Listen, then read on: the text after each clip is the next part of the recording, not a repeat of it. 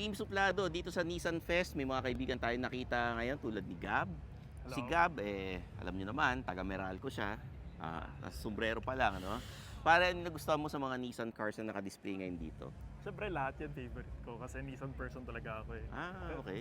So favorite ko is the Nissan Skyline GTR R32 which is 1990s early generation ng GTR.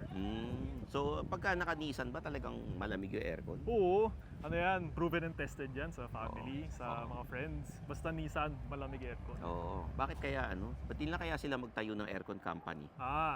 Magandang tanong yan. Siyempre partner nila Calsonic kasi.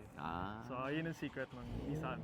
Calsonic ang brand ng aircon nila. Okay, so eto, si Gab, bukod sa mahilig sa Nissan, yung mga pickup trucks din nila maganda rin, di ba? Oo naman. Mga Navara. Oo. Yan. Totoo Solid. bang pagka naka-Nissan Navara ka, parang habang dinadrive mo, parang lumalaki yung bird mo, ganun? Nakakalaki daw ng bird pag naka-pickup truck di ba? Baka nga, sabi nga. Oo. Dumadagdag ng mga 3 inches yung Oo. bird mo. Yes. Oo.